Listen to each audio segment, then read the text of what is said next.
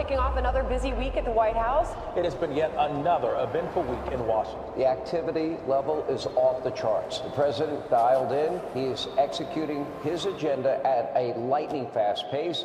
Here's something we rarely see in American politics. President Trump is actually keeping his campaign promises, and he's doing them as quickly as possible. This administration's moving at political light speed, and they're just getting started. We're going to have one shot at this, and no other president's going to do what I'm doing. Goodbye. We love you. We will be back in some form. Have a good life. We will see you soon. Thank you. Thank you very much. It's official. Former President Donald Trump will be running for president again in 2024. Donald Trump got the stamina and the will to do this again? He's come under such tremendous... Everything is on the line in this election. A busy day in the campaign world up in Butler today. Former President Trump holding a rally at 5 o'clock. He just tried to kill President Trump. Not even an assassin's bullet could stop him. It feels like the climax of a superhero movie. The first act, up 2016. The second act, 2020. The third act, he almost dies. And then what happens? Donald Trump will become the 47th president of the United States. Rare in American politics, a presidential sequel. He believes he has a, quote, mandate to bring common sense back to the country. It's our time to take up the righteous cause of American liberty and begin the most thrilling days in the history of our country. This will be our greatest era. With God's help, over the next 4 years, we are going to lead this nation even higher, and we are going to forge the freest, most advanced, most dynamic, and most dominant civilization ever to exist on the face of this earth. He has the opportunity to reset everything around the world. Under President Trump's leadership, the message to America's enemies is loud and clear. Peace through strength is back. No amount of hysteria, no amount of fear-mongering is going to shake the president's resolve. This is the wholesale destruction of the liberal state. He is gutting liberal Washington, D.C. in a way that they say could be permanent.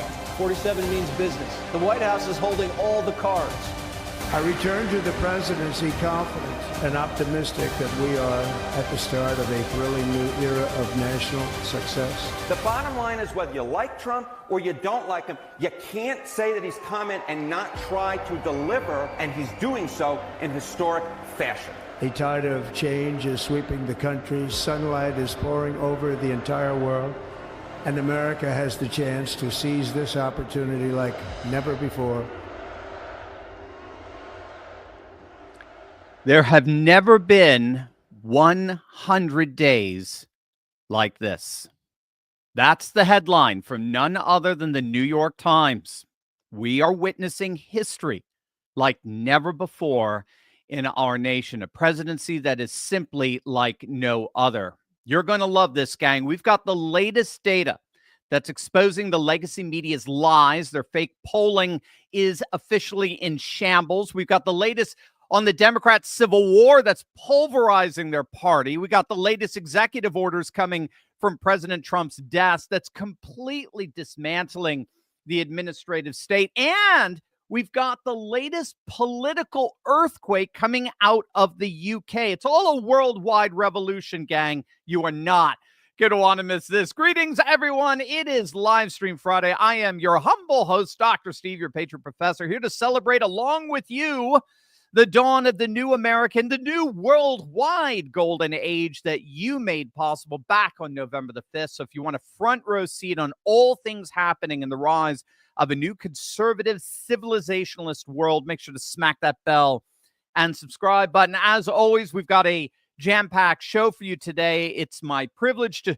try to make you feel smarter at the end of it all as we discover the deeper meaning of what's really happening all around us. Our super chats, of course, are now up, so feel free to send in your questions. I'll be happy to answer them throughout the live stream. You can actually send in your questions in two ways, either through a one-time gift via our super chats or by becoming a Courageous Patriot Club member, where your one-time monthly gift will enable you to ask me as many questions as you like. So just click on that link below to join. You have instant access to all kinds of exclusive live Q&As and special content. Either way, it will be my privilege to answer your questions throughout this live stream. All right, let's start with exposing the fake polling that's out there. As many of you know, there's been a blitzkrieg of negative polling on Trump that gives the Democrats purposefully the talking points they desperately need to try to push the narrative that Trump's first 100 days were universally unpopular. Just one problem, no one's buying it. Take a look at the latest from Rasmussen polling. Now, Mark Mitchell Rasmussen was one of the top most accurate pollsters of 2024. He's a good friend of this channel. Right now, at the end of his first 100 days, Mark has Trump at 50% approval. It's a +1 approval, literally right around where he won the presidency back in November. Trump's support is rock solid. Once again, the very same suspects posing as pollsters, all of whom told us that Kamala Harris was the single most popular person on the planet, that she was going to win in a landslide, that she was going to sweep all 7 swing states. She was even going to win Iowa, according to Ann Seltzer. Yeah, once again, those very same pollsters, propagandists, have all been exposed as utter and complete fakes. And it's not just the approval polling that's demonstrating this legacy media fraud. It's the right track, wrong track polling. Now, take a look at this. 45%. That's an all-time high over the last 2 decades. 45% believe the country is on the right track. And that's the pattern that we've been seeing over these last couple months. So back in February, Mark Mitchell pointed out that for the first time in 20 years, right track was outpolling wrong track. For the first time in 20 years, right direction was exceeding wrong direction. That was the first sign that Trump was onto something pretty extraordinary here. Midway through his first 100 days, the right track polling was the highest it had been in 20 years. And that was in February. All right. So that's when it was back in the 30s. About 39% thought the country was on the right track, whereas 36% thought it was on the wrong track. Now, as of today, even in the midst of the fact we're getting this blitzkrieg of negative polling from the legacy media, at the exact same time they're telling us that Trump has the worst polling in the history of humanity, the right track numbers are 6 points higher today than they were a couple of months back. Even Real Clear Politics polling aggregate that's contaminated with all of these fake polls, even they're showing it. Again, at the very same time, the legacy media is desperately trying to persuade their dwindling audiences that Trump is the most unpopular president in the history of the universe. Take a look at Real Clear Politics. Bring that back. Bring that back. There you are. Thanks there, Micah. Sometimes, Micah, too much coffee this morning, Micah. Yeah, take a look. The bottom line is right track sentiments. Top line is wrong track sentiments. And as you can see, there's been an undeniable improvement among the electorate in terms of the number of those who believe the country is on the right track. Again, this in the midst of the fact that we're being told by the legacy media that Trump has the worst polling numbers ever. Doesn't add up. And to top it all off, even Harry Enton of CNN is throwing cold water on the Democrats' desperate fake polling narrative. Check it out. Harris obviously doesn't hold elected office right now, but Democrats in Congress sure do. So who do you trust more on the U.S. main problems, the main problems in the United States? Well, what do we have here? It's the same exact picture, folks. It's the same exact picture. When you match Donald Trump against his actual competition, Donald Trump comes out ahead. Look at this. 40% to congressional Democrats, 32%. Going to make a big circle here. But the bottom line is, when you look at Donald Trump in a vacuum, it's one thing. But when you actually match him up against folks in the real world, all of a sudden his numbers look considerably better. And when you match him up against his main competition at this point, Democrats in Congress, he is more trusted on the main problems facing the United States right now. In fact, it's not even close. It's an 8-point advantage, which in this politics, well, that's a wide ocean. It's huge, and maybe tells the Democrats that their messaging is not working at this point in time. All right, speaking of the big issues, Which party is better trusted when it comes to things like the economy and immigration still? Right. Okay. So we kind of talk about it a little bit up here when we match up Donald Trump against the Democrats in Congress. But what about the parties up against each other, right? Donald Trump has not seen those favorable polls when it comes to the economy, when it comes to immigration. But look here, which party has a better plan? And this is the margin among registered voters. Look at this on immigration. The GOP crushes the Democrats. Look at that. That's a 19-point edge. My goodness gracious. You rarely ever see leads like that in politics these days. How about on the economy, where Donald Trump's numbers have been struggling a little bit? But even there, Republicans hold a 9-point lead. If Democrats think that at this particular point, just because Donald Trump is unpopular, that they're going to run away with it like a Heisman Trophy winner, that is not necessarily the case. These numbers should be a major wake-up call for Democrats. Despite Donald Trump's unpopularity in the polls, when you actually go up against him and you put Democrats' names against him, when you put Republicans as a whole up against him, Republicans and Donald Trump do considerably better. And that is why Democrats, in fact, cannot count their chickens just yet, because those eggs have not cracked at this particular moment. I love Harry. Harry's the best. So what I love about that analysis is that even if you were to grant the legitimacy of this slew of polling that was all, desperately thrown out there at the exact same time this week to try to dampen Trump's undeniably historic first 100 days, even if we were to grant the legitimacy and the accuracy of that polling, there's enough counter polling and counter data that completely undermines the narrative that comes from that the Democrats and the legacy media are trying to fabricate from all of this, that the Democrats are super ahead and Trump is he's falling apart and the Republicans are struggling and blah, blah, blah. Case in point, take a look at the humiliation that Chuck Schumer just endured when he tried to push this fake fabricated poll narrative. This week showed Trump has the lowest 100-day approval rating since they started polling 80 years ago. The lowest. Yes. There's a poll out today that has your approval rating lower than any other congressional leader at 17%. Are you concerned that you may be a liability for your party? Polls come and go. Our party is united.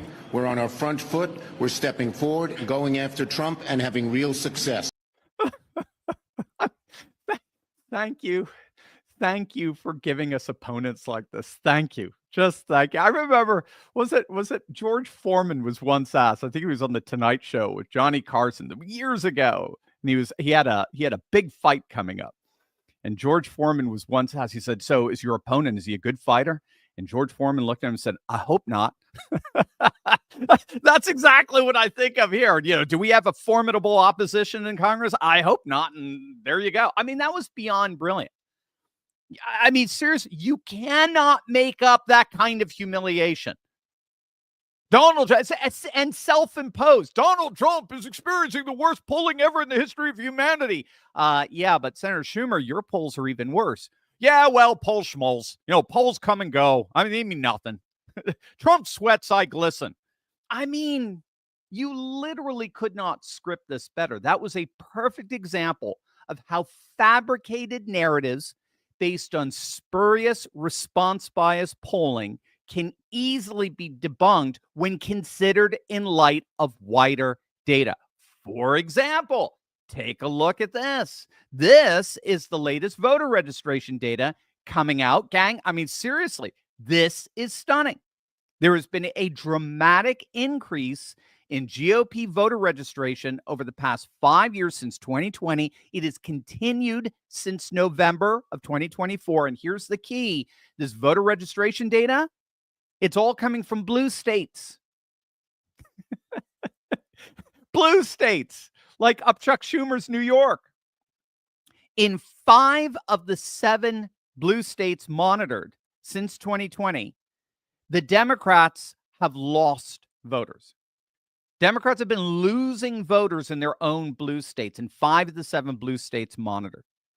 In 6 of the 7 of those states, the GOP has been gaining in voter registration. For example, in New Jersey, which I'm telling you, gang, is going to flip.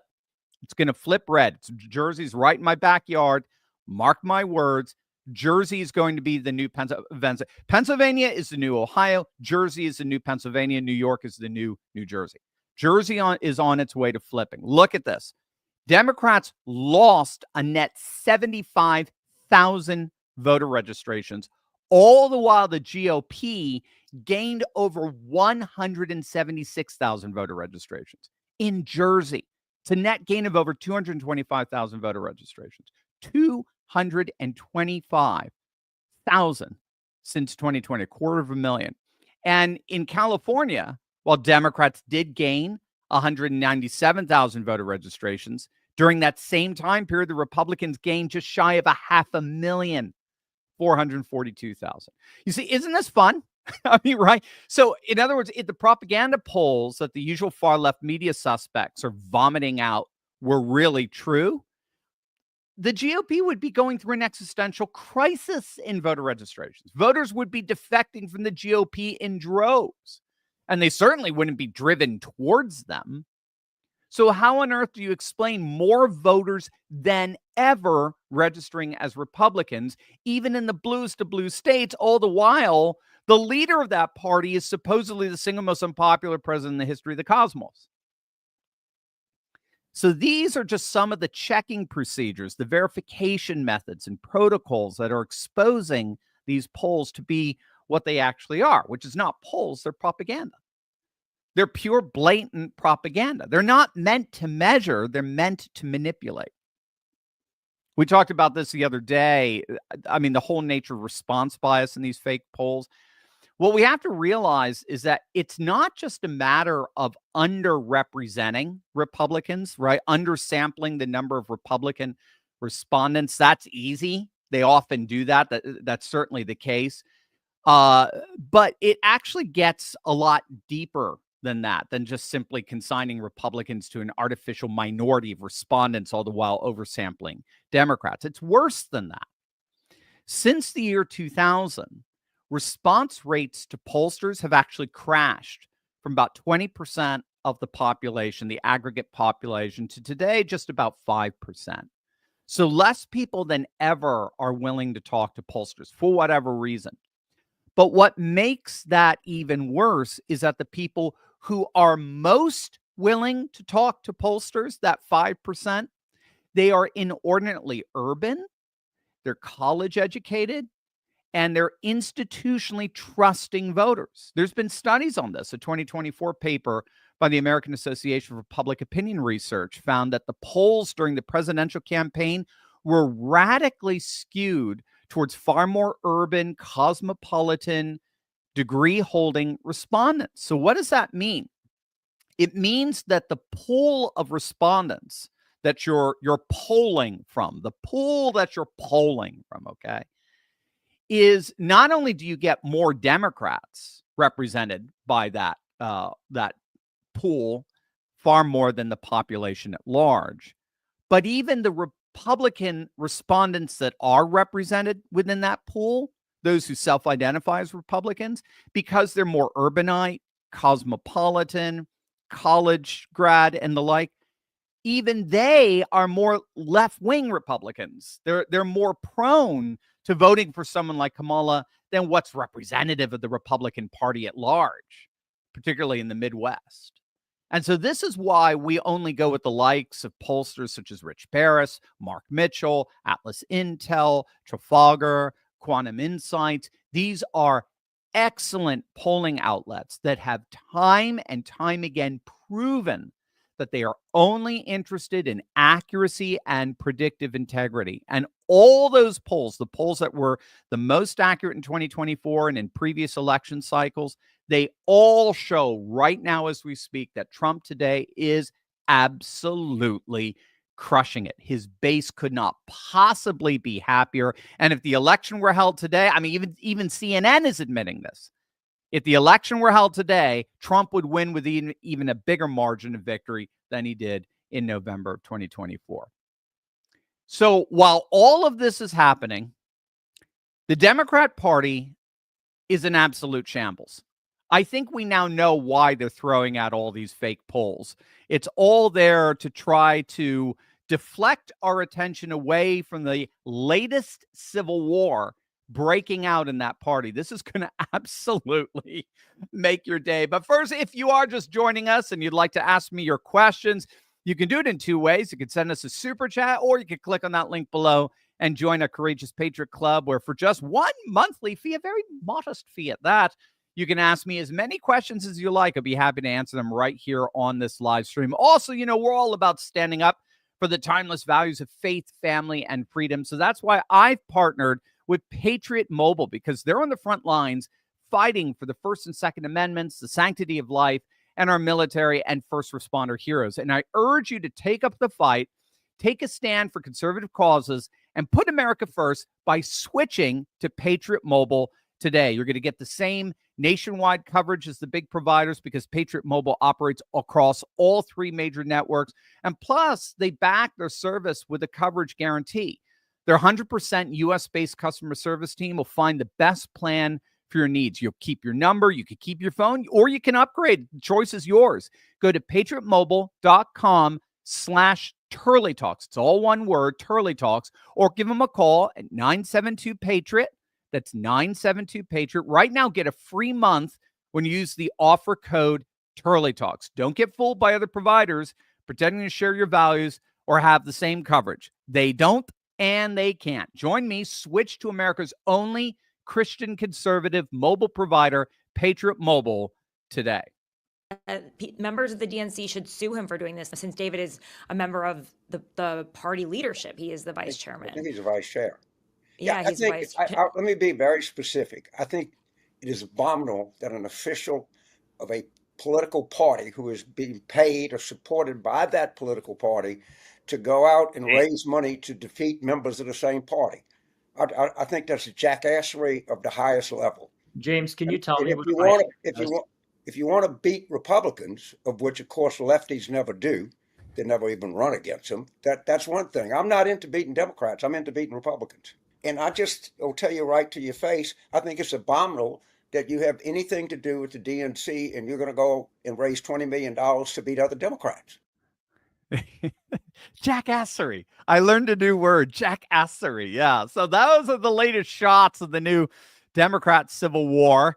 This is a civil war that's been coming to the surface between the new vice chair of the Democrat Party, the utterly insufferable David Hogg, on the one side, and veteran Democrat strategist James Carville on the other. They are both currently engaged in a very public, very highly contentious feud within the Democrat Party. Now, you may have been following this, but the dispute centers on Hogg's plan, as he referenced there, as the DNC's vice chair, to raise and spend upwards of $20 million. That's the threat, at least $20 million, to support primary challenges against incumbent Democrat lawmakers, particularly older ones, more establishment ones, what Hogg would say ineffective ones, in favor of younger, more progressive, more woke candidates. And Carville's calling that jackassery. He's coming out and saying that's absolute political suicide. The DNC is supposed to be holding the party together. It's supposed to support elected DNC officials. It's supposed to be defeating Republicans, not fellow Democrats. And so he's calling Hogg's plan, quote, the most insane thing I've ever heard of, and has publicly questioned why a DNC official would use party resources to run against fellow Democrats instead of focusing on defeating Republicans. Again, he calls it, my new favorite word, jackassery. And then Carville even went so far at one point in the last week or so to suggest that he might sue Hogg, referring to him as a, quote, contemptible little twerp, and raising concerns about Hogg's fiduciary duty to the party. And then David Hogg, for his part, he's just fired back and has accused Carville of just being, you know, he just represents the out-of-touch, outdated establishment, the old geriatric wing of the party. And he's arguing that Carville hasn't won an election since Hogg was born, and insisting new leadership is needed to revitalize the party, yada, yada, yada, yada. Now, if you've been a part of this channel for some time, if not, make sure to smack that bell and subscribe button. But if you've been with us, you'll know that this civil war between the progressive woke wing and the more establishment wing of the Democratic Party is but the latest in actually a series of civil wars that have been breaking out of late. This is, in fact, I would argue, the third civil war. Larry Schweikert, to his credit, has been talking about this a lot of late. There are, as we speak, basically 3 civil wars that have broken out inside the Democratic Party, and they're serious. I think at least one of them, I think, cost Kamala Michigan.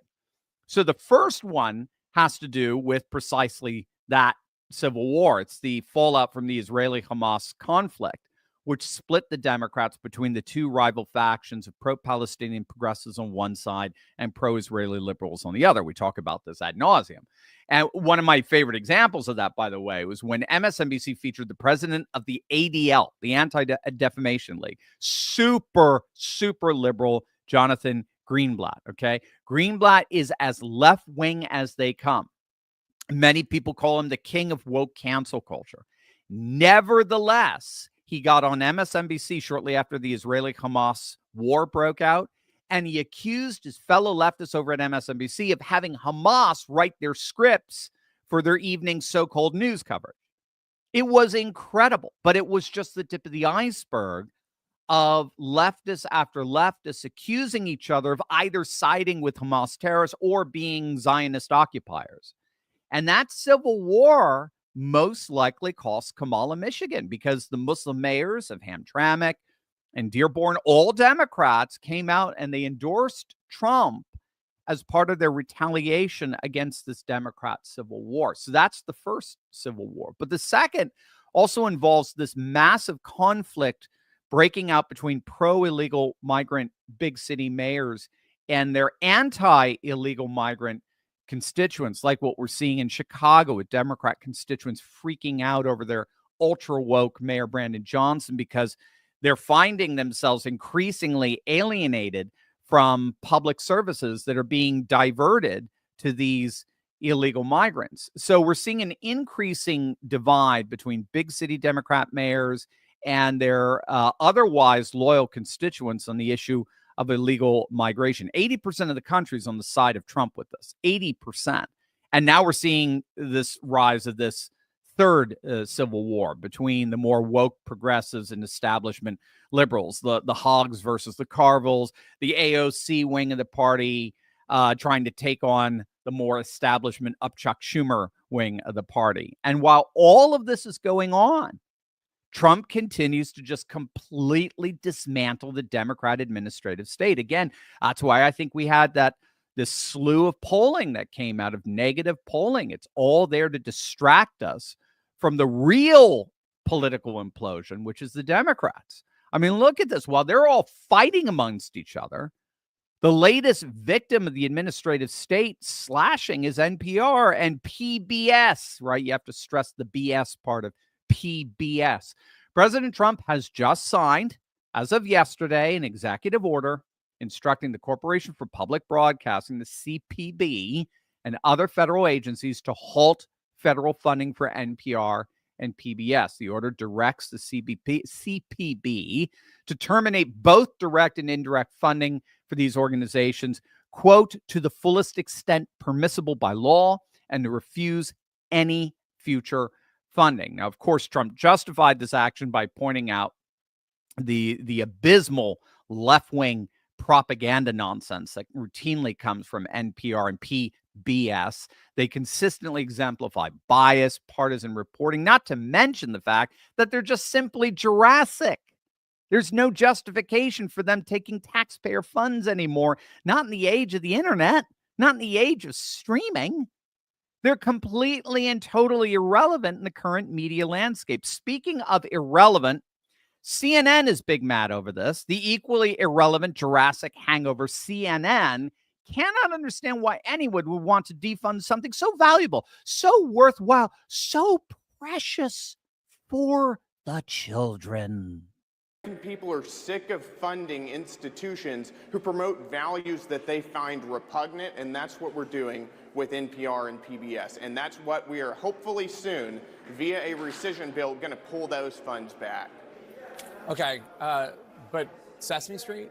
I mean, Daniel the Tiger, Wild Kratts? I mean, you have little kids, I know, and I'm sure you and your wife can bring them great educational programming But a lot of kids might not have access to cable. And I didn't when I was little because cable didn't exist. But, I mean, PBS really helps little kids. I mean, I'm talking specifically about kids learning how to read through Sesame Street and similar programming. Well, they've already spun off Sesame Street to HBO, so that's not with PBS anymore. But what I don't think the government should be doing is funding these institutions that are radically left-wing and are oftentimes, even in their cartoon shows, geared towards young children, promoting far-left ideologies that are not teaching children how to read, but are teaching them the trans agenda and other things that large portions of our country do not agree with. Our tax dollars should not be funding institutions and ideologies that are promoting values that many people, including the people of Texas 26 that I represent, find repulsive. Yeah, that's just Jake Tapper engaged in blatant human shielding. That's what that was. That was human shielding. The Democrats and their pathetic mouthpieces and legacy media are experts at it. Here's how the commentator Justin Murphy put it. I think this is absolutely brilliant. He's talking here specifically now about the exposure of USAID being a front for a massive multi-billion-dollar slush fund for progressive leftists. It equally applies to NPR and PBS. Listen to this. This is brilliant. Quote, Elon is doing applied political science here. He had a hypothesis and then he bet on it. And in being correct, we are learning empirically. The professional managerial class has perfected a system of moral blackmail through which they convert third world suffering into personal wealth and status. And for NPR and PBS, all you have to do is put instead third world suffering, you know, poor kids not being able to learn to read by Barney and Sesame Street. They position themselves as noble humanitarian experts with PhDs who care deeply about things like global poverty to justify their own sinecures extracted from the national purse. These credentialed do-gooders wield the threat of African deaths, or in this case, you know, poor urban kids in Sesame Street, as a shield against any questioning of their privileges. We've long understood bourgeois professional hypocrisy in theory, but never before have we had such a complete empirical revelation of the exact dollar amounts, networks, and individual names involved across the top of the PMC hierarchy. Professional political scientists are generally feigning horror at Elon right now, but that's because they are members of the PMC, the professional managerial class, even if they are only minor and distant dependents on DC. Brilliant stuff. That's exactly what Jake Tapper was just doing there. He's a credentialed do-gooder, wielding the threat of harming children as a shield against any questioning of the hundreds of millions of taxpayer dollars that end up in liberal progressives' bank accounts. It's virtue signaling and gaslighting all wrapped up into one, and no one's buying it anymore.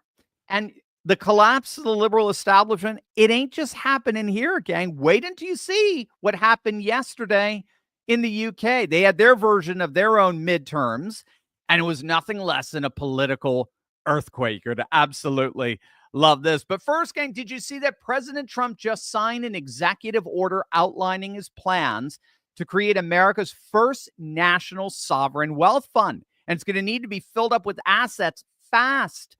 Trump wants a go-live plan in the next 90 days. And the Wall Street types, they're focused on packing it with real estate and infrastructure and pieces of trendy companies like TikTok. But let's not forget about gold. Sovereign wealth funds love to buy gold in bulk. Australia's been loading up. Saudi Arabia is buying the world's largest gold mine to supply itself. And even tiny Singapore recently added more than 100 metric tons of gold to its vault. Can you imagine what could happen to the per ounce price of gold, which has already been surging sky high ever since Trump took office, if America's new sovereign wealth fund followed international best practices and made gold a part of its diversified portfolio?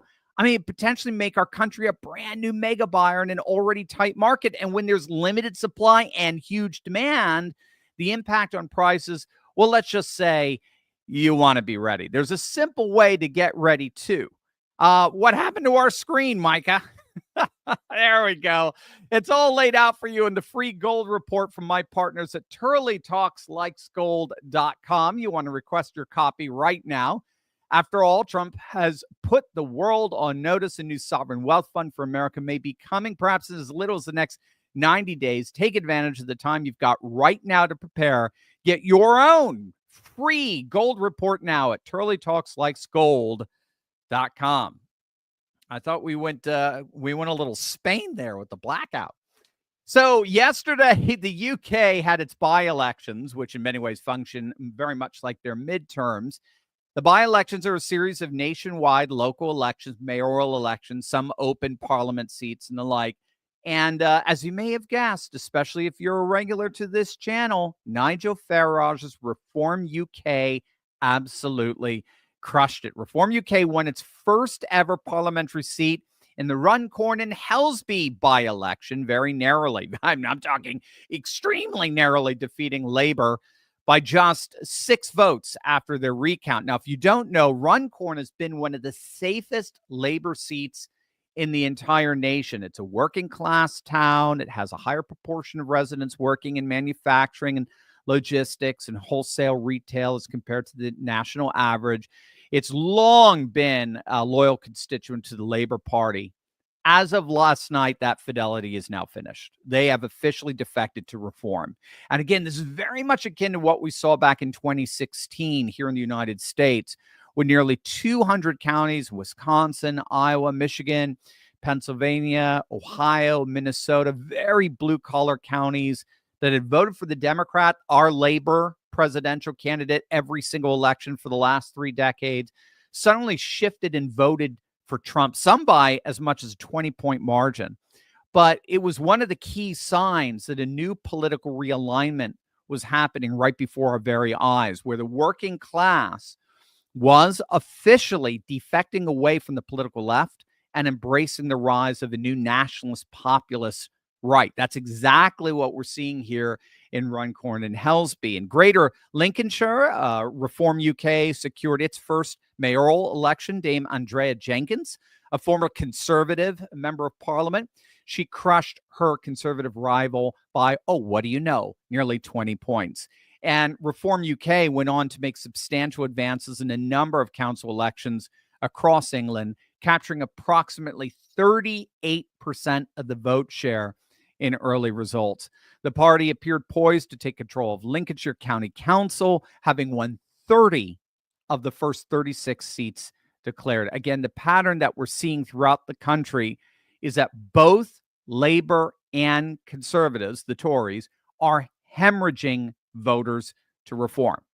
So Reform, like Trump and like the other nationalist populist movements across Europe, Reform UK is drawing support from across the political spectrum. This is the political realignment that's happening. And again, the secret sauce, we've talked about this a number of times on this channel, but the secret sauce here appears to be the unique way in which the nationalist populist right parties are able to pivot left on economic issues, all the while pivoting right on cultural issues. So this is why the populist right is crushing the populist left, because the populist left is missing that key ingredient of pivoting right on culture issues. The populist left is still woke. That's their problem. As long as they're buying into wokeness, they're shot.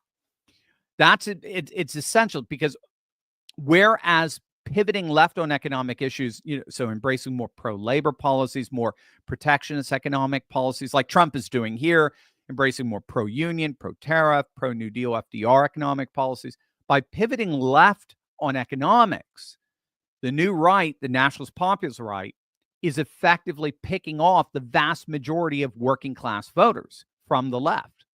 But then on top of that, by pivoting right on culture, by hitting on wokeness and woke issues, the new right is effectively splitting what's left of the left. And that's absolutely key to analyzing the politics that's happening on both sides of the Atlantic right now. By pivoting right on cultural issues, The nationalist populist right is splitting what's left of the left. So we're able to take a very large portion of the left away from them. That's the working class. And they were purely economic voters. They never bought into the left wing's moral issues. They're purely economic voters. They're going to the populist right because we've met them where they are on economic issues that they like. But then when we hit the woke issues and we pivot right on culture, we end up splitting whatever is left of the left. And that's because wokeness and woke issues are extremely divisive, even within the political left. We talk about this all the time on this channel. Take any woke issue you want out there, any one. Biological men using women locker rooms, illegal migrants having more rights than citizens, trans athletes competing in female sports, CRT in the classroom. Take any, I don't care which woke issue you want, take anyone you want. Go and poll that woke issue. And when you poll it, you'll find that among the left, the political left, 50% of them support it. They support that woke issue. But 50% of the left opposes it. Right? I like to call them the Bill Maher left. 50% of the left opposes it. Wokeness is very controversial among the left. That's sort of like the dirty little secret. The legacy media will never tell you that.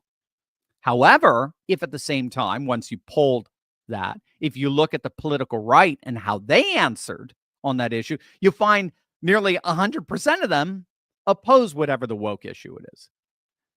So wokeness splits the left and unites the right. So the new right has found the secret sauce to dominate elections for the foreseeable future. Pivot left on economics to defect the working class over to your side, and then pivot right on culture to not only satisfy your own base 100%, but then pick off a significant portion of the disaffected center left who despise wokeness. And it's a win-win. And that's exactly what Reform UK appears to be doing, just like Trump is doing. And the result is they're sending shockwaves through the nation, just like Trump has.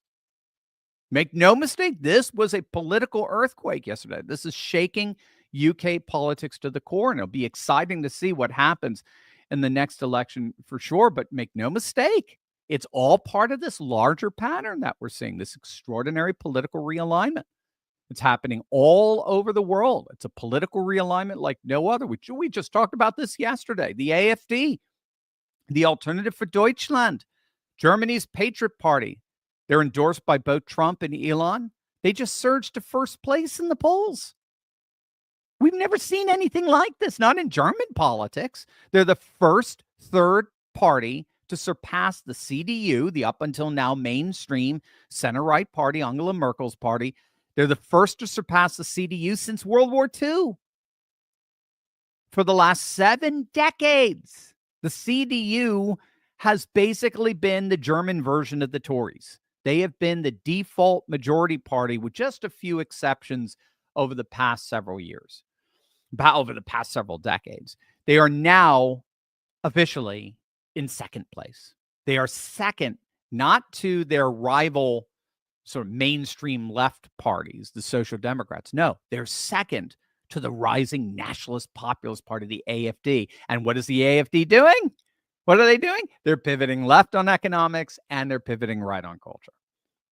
Again, it's just par for the core all throughout Europe. Par for the core, par for the course all throughout Europe. Giorgia Meloni, the Brothers of Italy, same thing. That's how she became, well, polls are showing she's the most popular prime minister in the whole of the country right now. Of course, you've got Viktor Orban of Hungary, Marine Le Pen, National Rally in France, Geert Wilders and the Dutch Freedom Party in the Netherlands, Jimmie Åkesson and the Sweden Democrats. I mean, we could got Kalin Georgescu in Romania, the Vox Party in Spain, Chega in Portugal. It's really happening, gang. The Swiss People's Party. It's really happening. A new populist political realignment is taking the world by storm. It is indeed the new golden age. And we are just getting started. Over to you, gang. Over to you as Josh and Mike assemble your questions. You know, it's more important than ever for all of us to reclaim our privacy. And you have no better way of protecting yourself than with SLNT. That's short, for Silent. Silent's Faraday products block all incoming and outgoing signals so no one can get their hands on your information. From key FOBs to phones and laptops, simply place your device inside, close the sleeve, and that's it. Voila! You're off the grid and safeguarded from unauthorized access. Go silent today by clicking on that link below or going to slnt.com/Turley to save 15% plus free shipping on all qualified orders. Stay ahead of what's coming and secure your privacy today. Again, that's slnt.com/Turley for 15% off and free shipping on all qualified orders. slnt.com/Turley. All right, Micah, what do we got? What's some of the cues we got here? Again, gang, if you want to ask me your questions, we got our super chats. You can ask through there, or you can just click on the link below and join our Courageous Patriots Club, where you can, just with a modest fee per month, you can ask me all the questions you like. All right.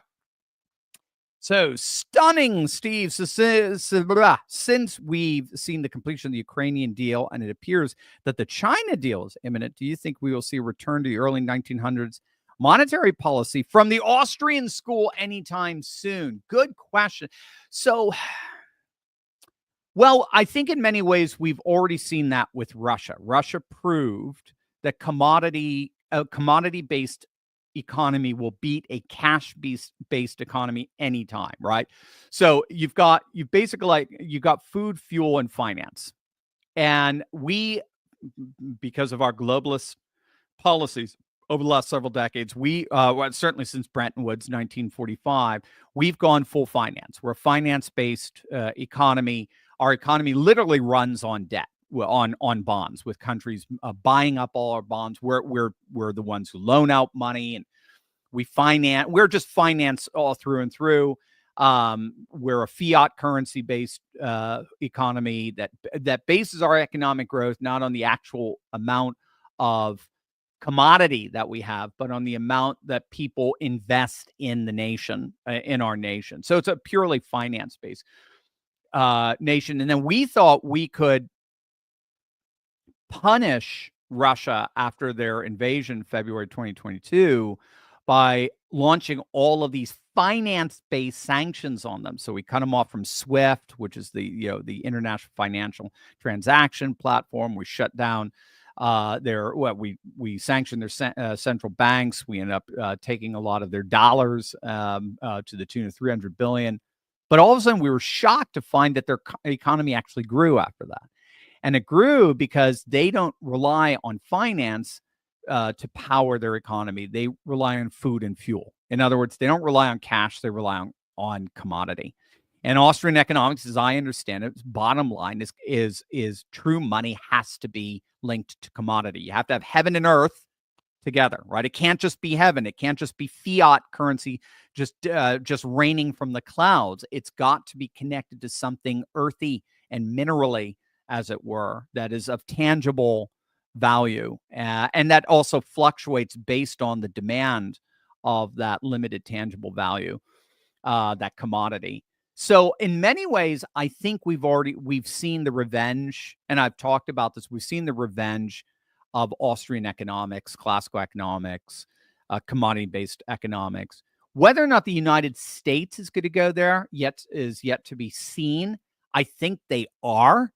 In many respects, you could argue tariffs are a kind of, I mean, again, I'd be interested to see some Austrian economic perspectives, but tariffs are a kind of Austrian economics in the sense where you are actually raising revenue off of physical, tangible commodities that are being traded. Again, it's not necessarily tying your dollar to it, but again, it is commodities based, which is what I like about it. And then you have to work out what you think about crypto currency. I'm all for crypto. I think it's the future. It's cyber money. I think and we're going into a cyber civilization. So I think it is real money. I think energy is something that is real and is commodifiable. And Trump wants to, it looks like, have a crypto reserve along with a gold reserve. We're adding to our gold reserve. And just as long as we're thinking and being the energy producing giant of the cosmos, Those are all commodities based, right? Food, fuel like emphases, and that is definitely moving in the direction of the Austrian school. Again, it's not going to be textbook. You're never going to get textbook. I mean, you get your theoretical, you get your theory, and then you get reality. Theory's clean, history's bloody, right? So I think at least it's moving in that direction, certainly moving away from the globalist Bretton Woods finance based economy. So there you go, Steve. I think so. I think there is a movement going in that direction. Pre-1913, wouldn't that be lovely? We'll see what happens. I don't know if they're that bold quite yet. Deborah, hey, Dr. Steve, do we know the cause of the power outage in Europe earlier this week? Lots of rumors flying. I might have missed the truth. I don't know. I haven't really. It's funny you say that. Let me see if I even still have it on my. No, I don't. I had it on my screen to possibly talk about today. Let me look it up in my history. Lessons in Spain and Portugal about solar power. Yeah, I haven't done enough study on it. That's when we went blacked out there. I thought we were going Iberian here. It just seems to me prima facie. So for what it's worth here, the WEF Green New Deal has ravaged Europe. It's ravaged Europe's energy. It's ravaged Europe's industrial base. It's manufacturing. It's destroyed Europe when all is said and done. And it's rendered Europe incredibly fragile and incredibly vulnerable in terms of its grid. And it's because, again, the when all is said and done, what they won't tell you is the technology is just not there yet. We don't have the tech to replace fossil fuels. It's not there. We're still the highest tech right now, as I understand it, is Tesla. That's the highest tech you're going to get. I mean, he wants to get to Mars with the same tech. So the highest tech you're going to see is Teslas, and Teslas are still not there yet. And as I understand, even Elon Musk has admitted that still not quite there. So can you imagine revamping the whole of a continent around subpar technology? And doing as much as you can to replace the fossil fuels with that subpar technology? Of course, you're going to have blackouts like that. So that it seems to me that is the most plausible explanation for what's happening. This is unfortunately reaping what they've sown in terms of throwing in their lots. And again, I think this is more the older generation. Don't get mad at me. Get my boomers mad at me here. I'm just saying. Not that Xers are any better. I'm a Generation Xer. Not that Generation Xers are any better, but the younger voters, ironically, are shifting overwhelmingly to the right now. Every poll, every study is showing that. And they're also inordinately religious. They're going back to traditional religion in particular. Eastern Orthodox parishes in the United States have seen an 80% increase in new membership. Trad Catholic parishes have seen a 70% increase. So, and it tends to be young people. It tends to be people under the age of 30 or 36, depending where they draw the line there. Depends how you define your Gen Z. So anyway, I just think younger people are much more prone to say, this is crazy. We don't want to go here. Whereas the older generation is just much more trusting of these liberal globalist post-World War II institutions that have culminated in the 1971 formation of the WEF. And the WEF is basically, as we just saw, the reconfirmed Prime Minister of Canada Carney openly admit that it's ultimately for money. They just want to reconstruct the world, and they want to be the first. They want to be the initial investors of that. They want to be. They want to turn the world into basically Manhattan. Like an early uninhabited Manhattan. They want to design the green infrastructure of the globe. They want to be at the venture capitalists at the very beginning of that, and they're using the state to force those auspices upon us. And it's good to see more and more people are pushing back against that. But I would say in the end, it's just the fact that they trusted a very corrupt leadership, and they are more vulnerable than they ever realized as a result. Susan, can you explain what's going on in England? I hope I did. But anyway, they had their by-elections, and their by-elections are more or less, I mean, in many respects, they're often equated to or just compared to our midterms, and it gives you a sense of where the voters are. And the reform just crushed it. And these are mayoral elections. These are local elections, conciliar elections, a couple of open parliament seats. Some MPs are getting voted for. And reform crushed it. Reform, last I saw, reform had won about 30 to 40% of the vote coming in, which in a multi-party system is very impressive. There's more or less five party. I mean, there's two main ones, your Labor and Tories. Tories being probably the oldest Democratic Party in the world. I think they are actually going back to the Middle Ages. But yeah, I mean, it's astonishing. That's what's happening, and hopefully I explain why, because I think reform is able to gather voters, defecting voters from both the left and the right, as they pivot left on economics and pivot right on the culture. Richard, Dr. Steve, could you explain what the Democratic Party consists of? Angry, wild-eyed women and effeminate troglodyte men like Tim Waltz. By the way, I would have made straight A's in English if Jasmine Crockett was my teacher. Yeah, your prof, right? Or, I mean, there's a lot of different ways of explaining it. I mean, so at a foundational level, liberalism is about emancipation.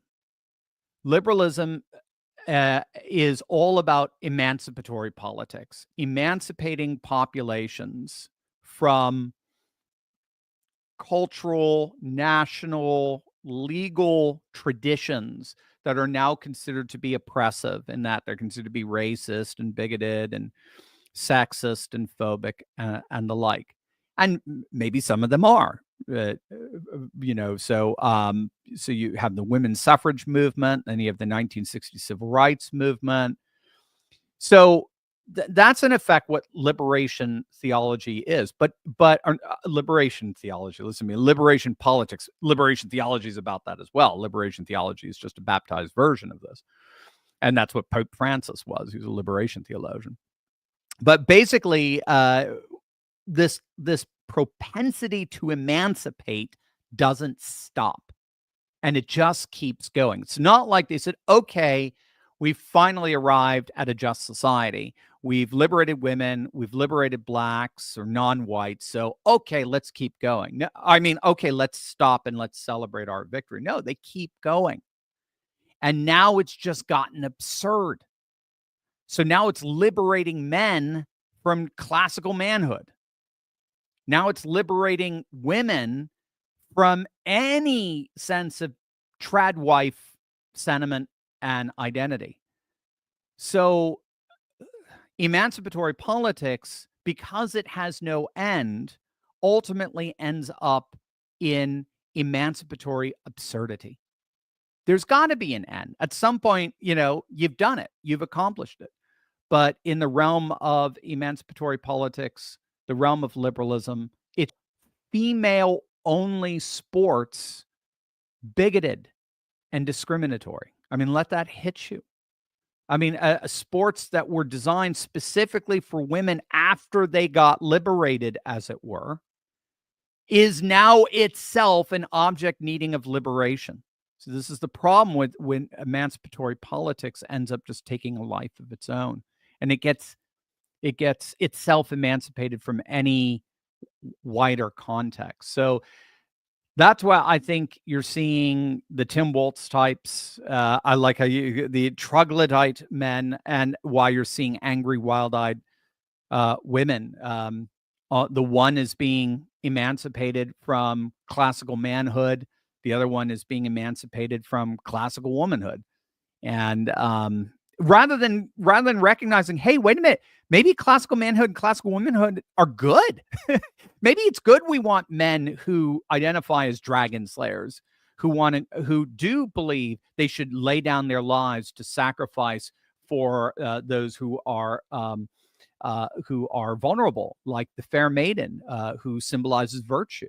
Maybe he should sacrifice his life for virtue. Maybe that is a good thing. Maybe that's what gave us the heroes of Iwo Jima. This is what gave us the heroes that stormed Normandy on D-Day. These selfless young men who are willing to fight on behalf of the vulnerable and the less able. Maybe that's a good thing. Who would you rather have? Someone like Pete Hegseth or Tim Walz living next door to you, right? I mean, it's simple. Missy, do you think Congress has the will to actually put some of these executive orders in permanent law? Otherwise, these victories would be very short-lived. Yeah, well, that's the problem. So you say it perfectly, Missy. So the Constitution invests tremendous power in the presidency, right? All three branches are not equal in power by any stretch of the imagination. The executive power is by far the most powerful. They balance each other in that they each have feedback loops and controlling mechanisms, but they're not all equally powerful. The president commands the armies. He is, by definition, the most powerful. So, but the limitation is that if he only falls back on executive power, that can be undermined by the next executive. So one way of being able to make it permanent is enshrining it in law through Congress. The problem you have here is our legislative branch right now is just dysfunctional. It's broken.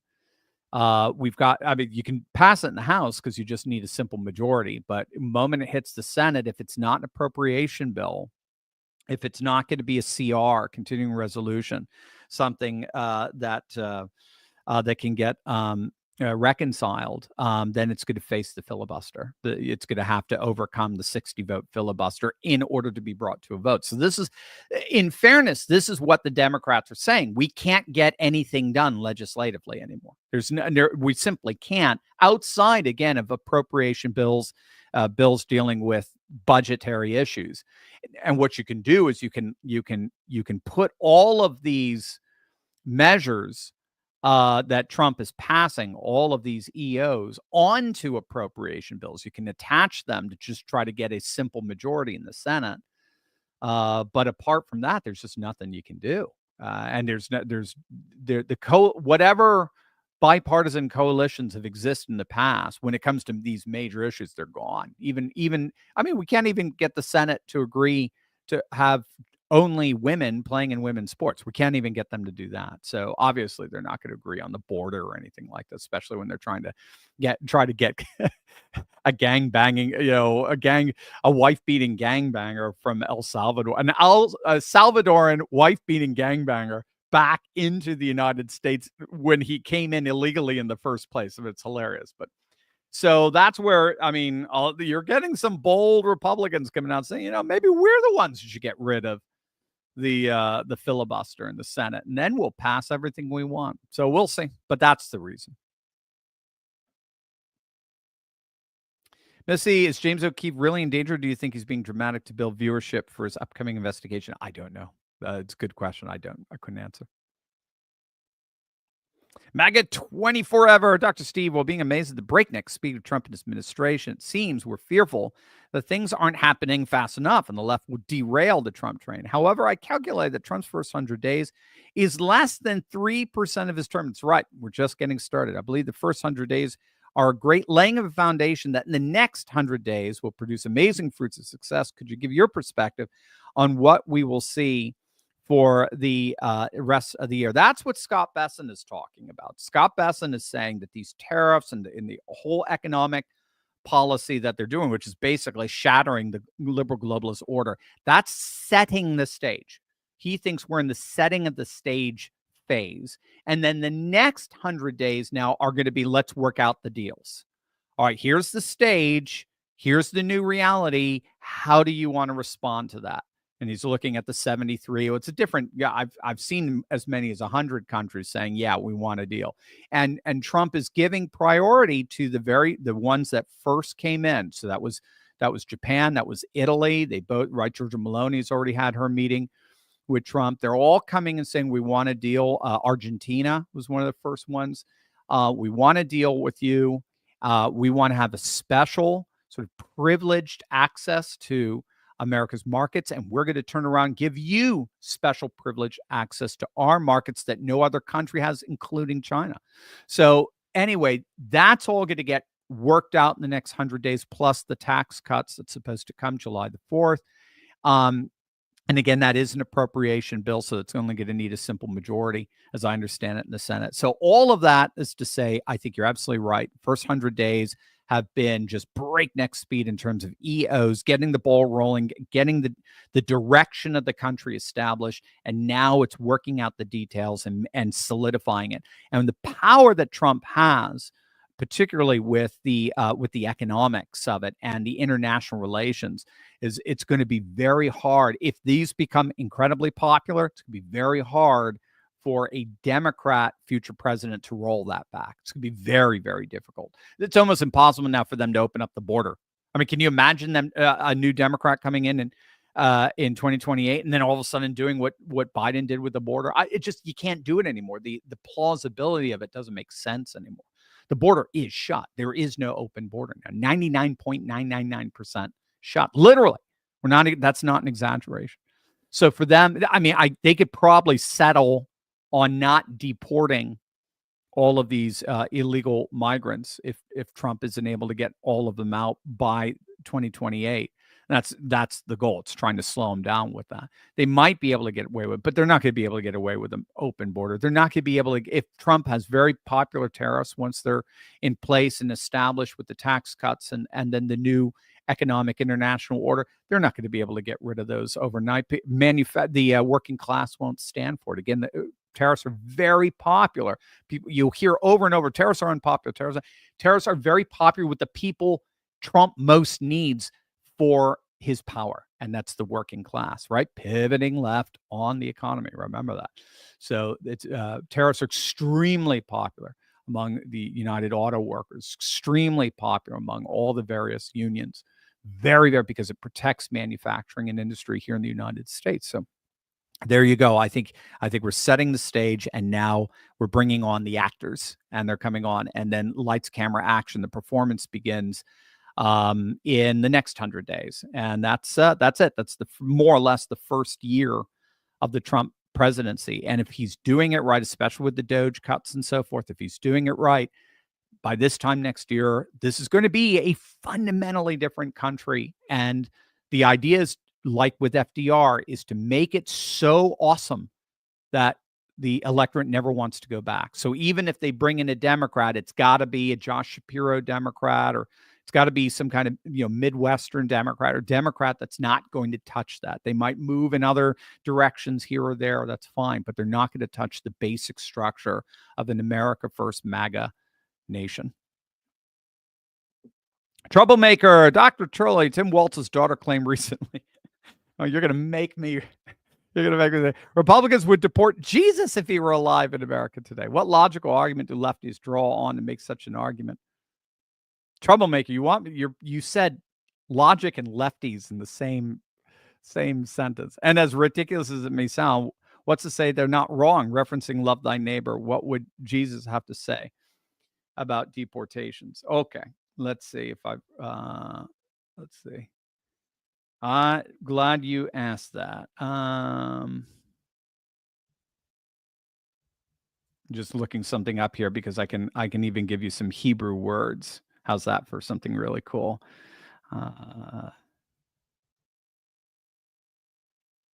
My computer's so slow. All right.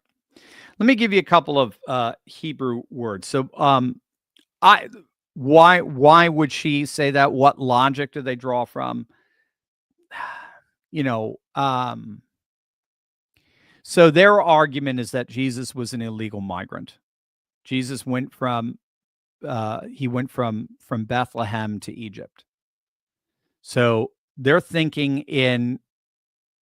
basically thinking in 17th century nation state terms, Westphalian nation state terms. It happens all the time.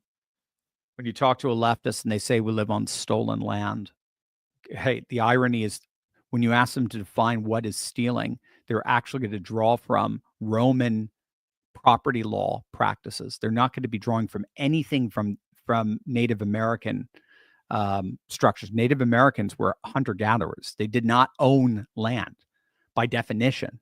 Now, some may have had some settlements, no question, but generally speaking, property ownership is a Latin a tradition coming out of Western Europe. I mean, you see it you see it at other places, but what was applicable there came from Western Europe. So the irony is they're using an external foreign standard and then imposing it, anachronistically on the situation, and it's just a mess.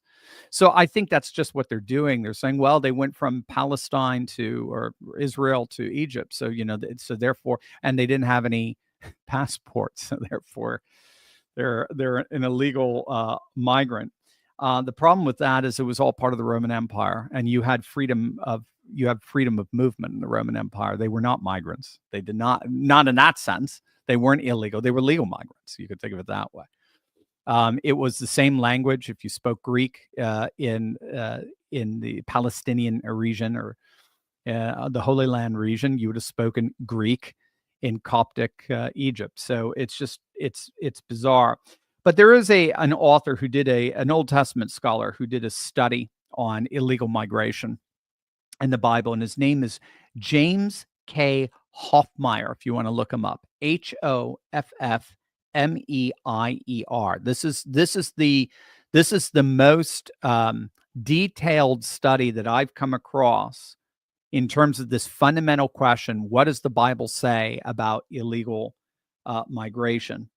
And what he points out is that every passage that liberals point to justify illegal migrants, by definition, always involves migrants having permission to stay in the land. So he mentions, for example, Deuteronomy chapter 10, verses 18 to 19. It's a favorite, talks about how you're supposed to treat the foreigner and the alien in your land and how you're supposed to care for them and comfort them.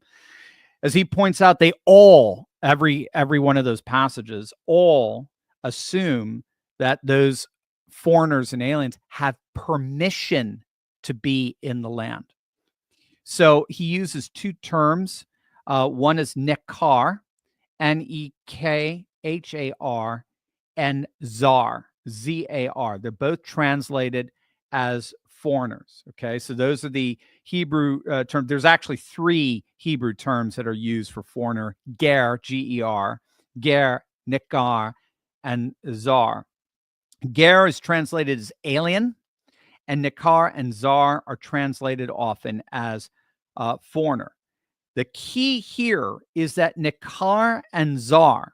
So if they're citing a passage where, if you go back, and you could just go to an interlinear Bible online, and you could look up the passage and then put up in interlinear, and you'll see they'll transliterate it for you in English letters. You could see if they use nekar and zar. Nekar and zar refer to people who are just simply passing through the foreign land with no intention of staying. Somebody like who's coming for a business trip and then who's leaving. So people who are there for trade. Ger are the ones that these passages are generally referring to. And ger refers to foreign residents who are there by permission for an extended period. They're there by permission. So he goes back to the Joseph narrative, who in Genesis 45, verses 16 to 18, he asks permission from Pharaoh for his family to settle in Egypt in the land of Goshen, and Genesis 47. And Pharaoh said, sure. Of course, that's the pattern. That's the structure that we see for immigration, as it were, in the Bible. Immigration is always valid. Immigration is always immigration based on permission. Otherwise, it's not immigration. I'm sorry. There's just no way around this. It is not immigration. It is an invasion. If you're coming in mass without permission, that is by definition invasion. It's not migration. So he points out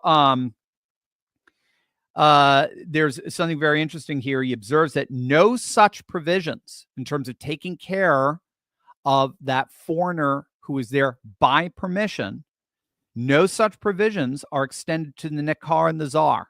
These are the foreigners who are there simply passing through. They're not necessarily extended all the rights and privileges of being an Israeli because they're not citizens of the land. They're just there temporarily. Their stay is temporary, and they can, by implication, be kicked out at any time and really for any reason. So bottom line is his argument is all of the passages that liberals point to justify illegal immigration actually are passages that instruct us on what to do with legal migrants. And once you're here legally, yeah, you're subject to the same laws as I am and the same respect as I am. I think we're being very biblical with that. We're the most tolerant society on the planet, for heaven's sakes. So, but when it comes to illegal migrants, no, that's a whole different story. And the closest example we have is this Nikkar and Zar. People here temporarily, like, temporary asylum seekers, they can be kicked out at any time from the land. Israel had very, very tight borders. They were very strict in who they let in. So there's just no way around it, in my opinion. So there you go. Mark, is there a timeline for the new tax plan legislation? Just wondering when I could expect that check in the mail. Yeah, so as I understand, it's July the 4th. They're gonna do Liberation Day Part 2. So keep an eye on third quarter in the summer. Robo guys, should we invade Istanbul to bring back Constantinople and the Byzantine Empire? I don't know if friend was wondering. Well, I wouldn't know. I don't think we should invade Istanbul, but there is a prophecy. There is a Mount Athos, if I recall, prophecy. I have a good friend who'd know exactly who said this. Let me see. Maybe I could just drum it up right here.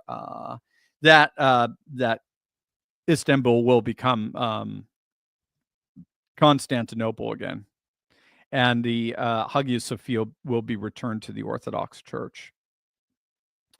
Let's see. I don't want that one.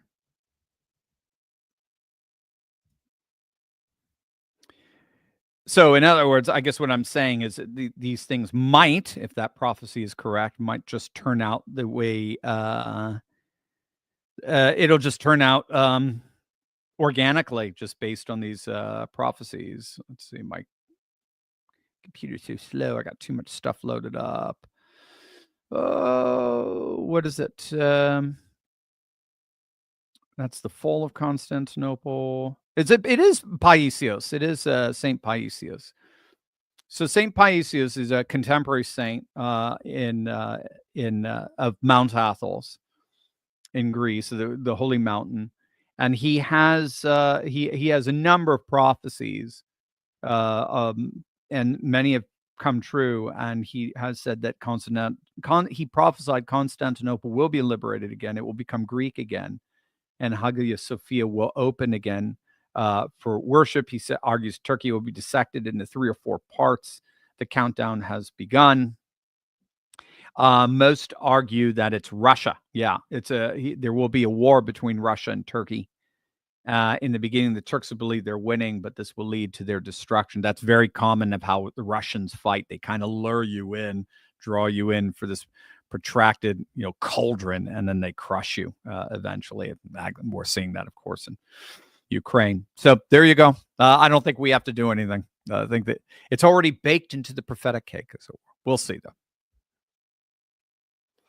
Davros, you were saying New Jersey Dems lost 75,000 registered and GOP gained. It's easy to measure the GOP gaining, but how do they know Dems lost 75,000? Are Dems filling out forms to deliberately unregister? Good question. No, I think that's coming from the cleanup rolls. So they are, all of them are going through cleanup, roll cleaning. That's supposed to happen every year or two. And then so they're just finding out these are old names that are, people fortunately passed away or they've moved away. Not there anymore. And so they're gone. So the idea, and now there may be some Democrats who are so frustrated with the party that they're changing their vote. That may be happening, but I don't have the data in front of me. What we know is that the inertia, the dynamism is with the Republicans right now, and to a certain extent, independents as well. It's not with the Democrats. Nobody wants anything to do with the Democrats right now. Rebel Guy, what the F is with Texas? The House passed a bill criminalizing political satire and memes up to a year unless people use a government-approved disclaimer. I think it was an AI bill, but you think Texas could be pro-free speech? Yeah, Texas is Texas is Bush County, man. Arizona is McCain County. Texas is Bush County. Wisconsin is Paul Ryan County.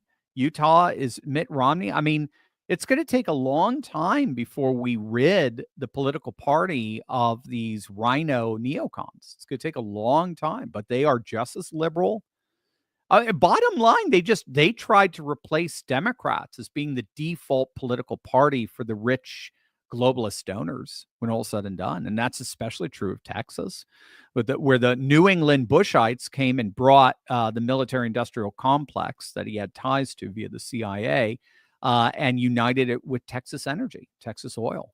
That's how Bush ended up becoming so powerful there. He's not from Texas. He's from New England. So anyway, yeah, I know Texas Republicans. I mean, look at John Cornyn. Texas Republicans are as rhino as you get. They're pretty horrible stuff. Now, of course, Texas being Texas, you have amazing hardcore patriot Republicans, right? Ken Paxton, who's going to clobber John Cornyn in the primaries, and he'll win the general no problem. Don't listen to all these stupid polls that Cornyn is paying for. That makes it look like Ken Paxton is not going to win. He's going to win easily. Rock dog, Dr. Steve. How do we restore the Constitution and repeal the 17th Amendment? That would happen. There would be 70 GOP senators. Your thought? Nah, I just don't think that's going to happen, Rock dog. That ain't going to happen. Is the 17th when we direct vote? Composed of 2 senators from me elected by the people thereof. Yeah. So our 17th it got rid of the vote by Senate or vote by House, right? So yeah, I that's just not going to happen. We're not there yet. That's purely you can write fictional tales on that and say what would it be like? You know, sort of counter perspective history, but. Paul, there's a movement afoot, including website ElonForGovernor.com to draft Elon Musk to run for governor of California, considering the horrible state that California is in due to one-party Democrat rule. I have no doubt that he'd win if he decided to run. We could doge the heck out of this place and finally have a well-run state. What do you think the chances are getting him to run? Good question. I do not know. I think he's a little bit shocked at how harsh politics is really, I mean, death threats, burning Teslas and defacing Tesla dealerships and the like. I think he's pretty shocked at that, to be honest with you. So we'll have to see. But that would be phenomenal. I'd love to see him doing something like that. Again, he would have to deal with a California state, House and Senate, the legislative branch, which would be utterly insane. So there's got to have to be some way of trying to bring California to electoral healing. I mean that both HEEL and HEAL. But yeah, no question. I mean, California is it's basically as close to a failed state as you can get right now. That's why I don't no future for Gavin Newsom. I think he's going to be a political train wreck at a national level just based on his record in California. So we'll see. They'll see if he can do it. I would love to. I mean, you had Arnold, and I don't think he's as malleable ideologically as Arnold was. Davros, among actual Democrat politicians, who do you hope they'll pick? Who would be best for us? AOC, hands down. I mean, AOC would be a disaster. AOC would be an unmitigated disaster. Jasmine Crockett. I mean, just anybody from the far left right now, because the country isn't there. The country is center right to nationalist right. It's just not there.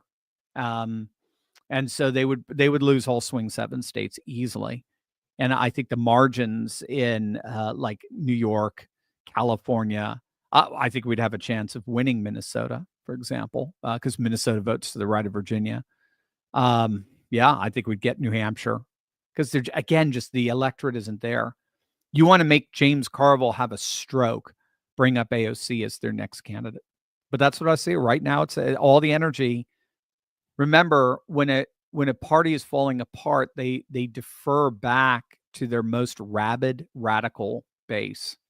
And so the energy of the party right now is in the most rabid radical, and they're not with the mainstream.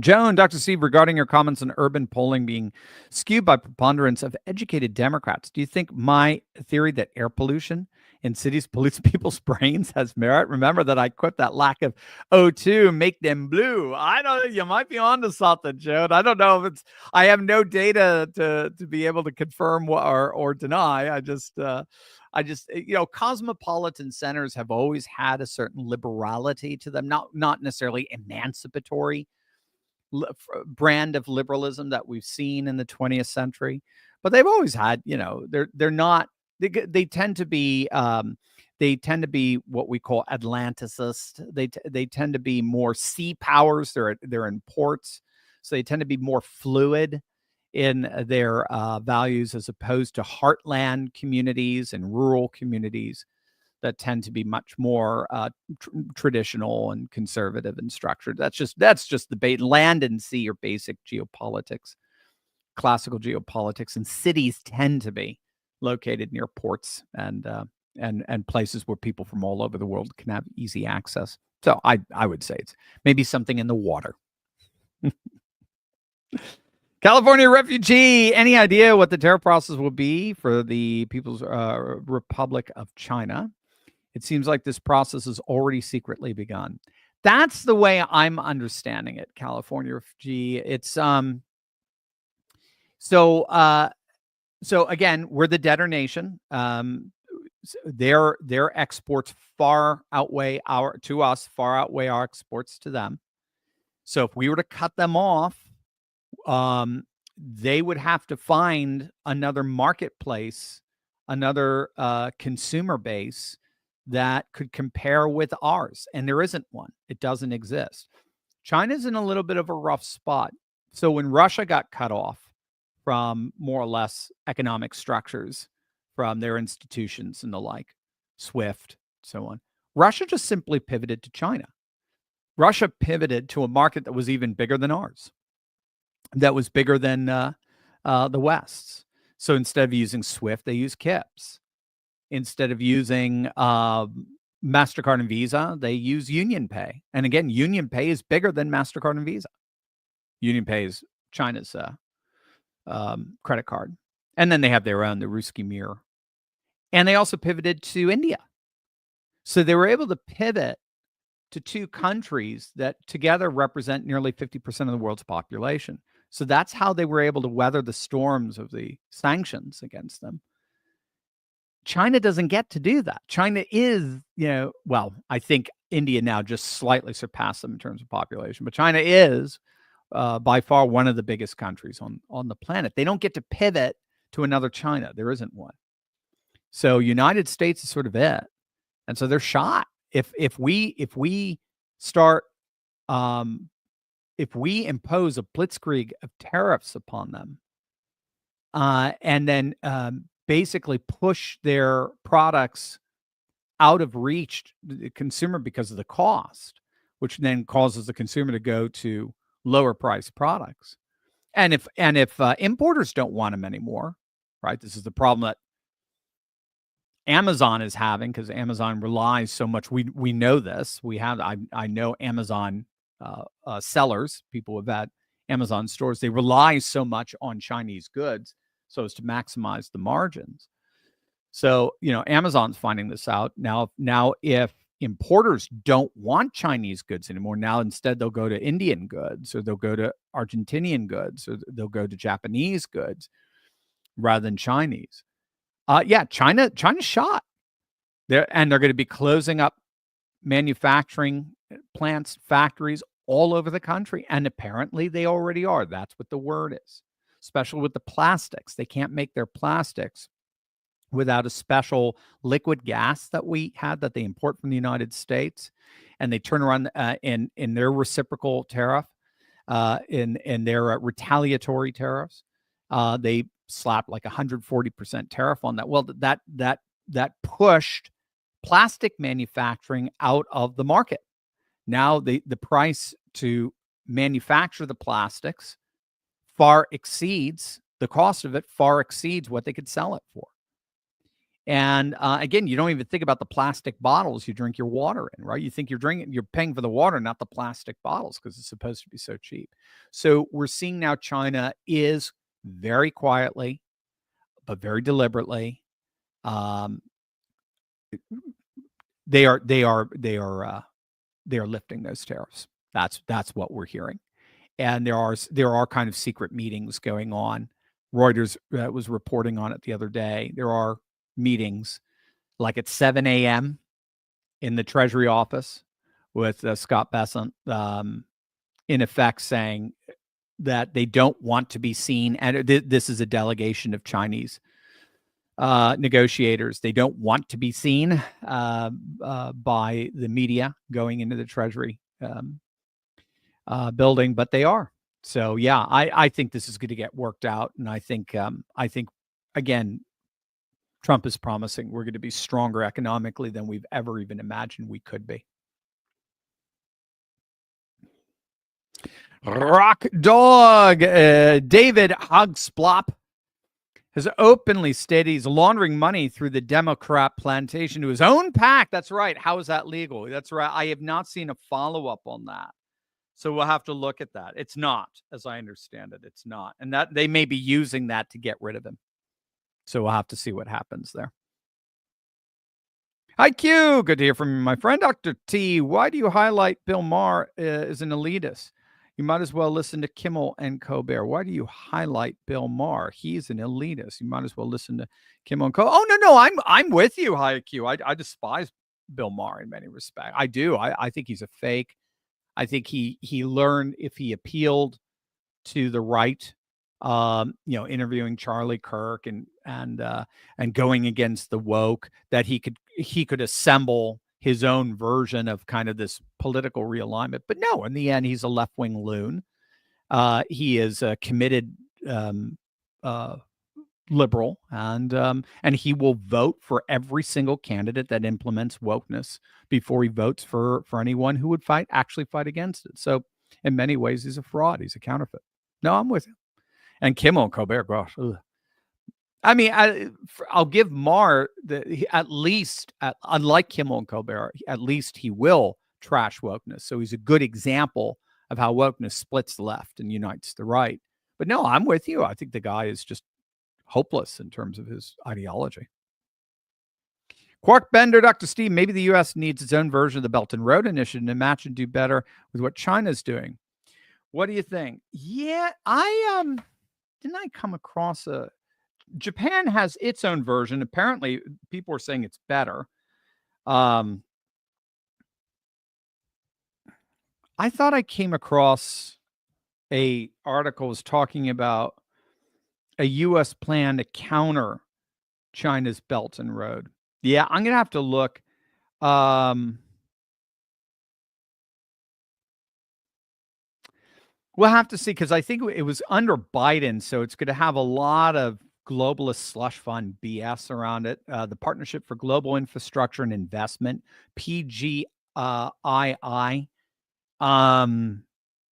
So yes, there's talks about that. I don't know what Trump has done of late to counter that. Japan has its own. So there's the joke, like if you're in Africa, say in, I don't know, Djibouti or something, and you're driving down the road, and it's beautiful and it's nice and it's well paved, and all of a sudden, just out of nowhere, you start hitting like all these bumps.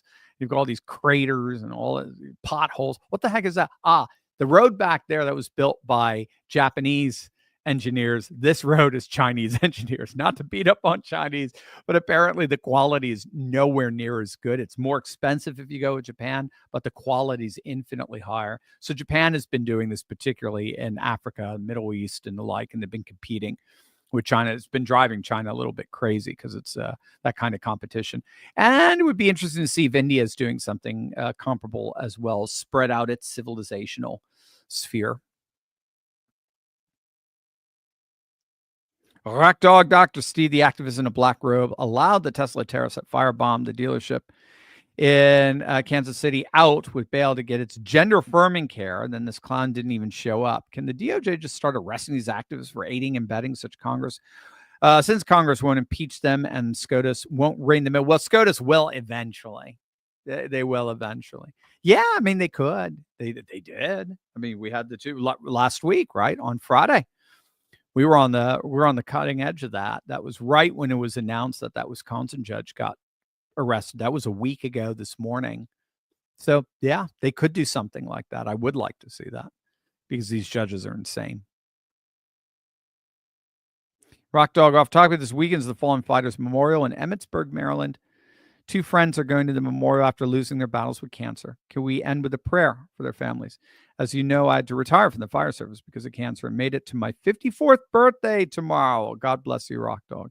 Now, absolutely, in the name of the Father, the Son, and the Holy Spirit, we do pray for all those who've lost their lives to cancer, and we pray for those who continue to fight against it. And we pray that the power of your life-giving cross, the new tree of life restored, may bless them here in this life and in the life hereafter. In Christ's name we pray. Amen. Kevin Weinberner, I have long been of the opinion that I don't want the Democrats to have access to a 1.5 volt battery. It's become just too much power for them to have control of. Problems, we're finding that there are plenty of deep state Republicans who are just as evil. I love the idea that they're destroying themselves from within. What do you think that we can do at the grassroots level to add even more to overwhelm these politicians, as well as the demon spawn living within our communities? Good question. Yeah, I mean, in the end, it seems to me it's twofold. It's voter registration and voter turnout drives. I think if we master that, we'll be unbeatable. So you just look at what happened. I was just talking to this with Seth Keschel the other day. You look at how Democrats absolutely mastered the get out the vote campaign with the Wisconsin Supreme Court justice. I mean, we crushed it. We got more votes than the last Democrat. What was that, back in 2023? That the last Democrat won by. The last Democrat judge won the Supreme Court seat when abortion was the big thing. Won the Supreme Court seat by 11 points against the Republican. Our Republican candidate this time, we surpassed the Democrat vote back in 2023, but the Democrats surpassed that by 10 points. So they treated it. They came out like it was literally a presidential election. And there's no excuse for us back in November. There's no excuse for us, given that Trump was able to win Wisconsin, that we did not run a bona fide populist candidate. You got to run a populist candidate, especially in the Midwest, in Wisconsin, Michigan, Pennsylvania. You have to run. It was unconscionable that we didn't run that populist candidate, and we did not have an effective turnout the vote campaign. And if you don't have an effective turnout the vote campaign today, you're shot. Right? We did it in November, but that's the bottom line. So you got to register your voters so you have this ever expanding voter base, and then you have to get those voters out. So I would contact Early Vote Action, EVA. That's Scott Pressler's organization, and see what you can do with them. Pennsylvania Chase, they have a national network.